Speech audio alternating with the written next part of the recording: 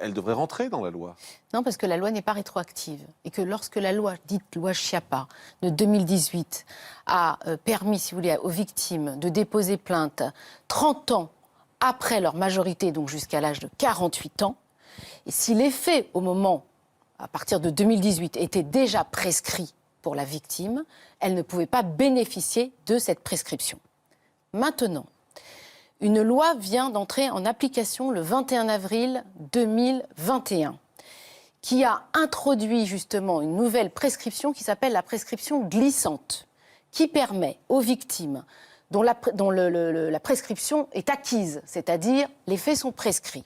Donc dans le cas de Virginie, par exemple. Dans le cas de Virginie, si d'autres personnes ont été victimes, d'allonger la prescription, et si ces victimes ne sont pas sous le coup de la prescription des faits dont elles ont été victimes, d'allonger la prescription du premier plaignant. Par exemple.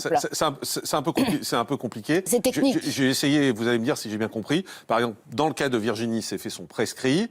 Si on s'aperçoit que cet homme a violé il y a 10 ans quelqu'un, donc là, les faits ne sont pas prescrits. Et tout à coup, les faits qui concernent Virginie ne sont plus prescrits, c'est ça? Exactement. C'est-à-dire qu'elle bénéficie, si vous voulez, justement, cette prescription glissante fait que pour des gens comme vous, dont les faits sont prescrits par la loi, comme c'est le cas aujourd'hui, si demain, une personne va déposer plainte et que les faits ne sont pas prescrits, l'empire, pour elle, de la nouvelle loi, vous bénéficierez de cet allongement de cette prescription. Est-ce que vous avez envie de vous battre juridiquement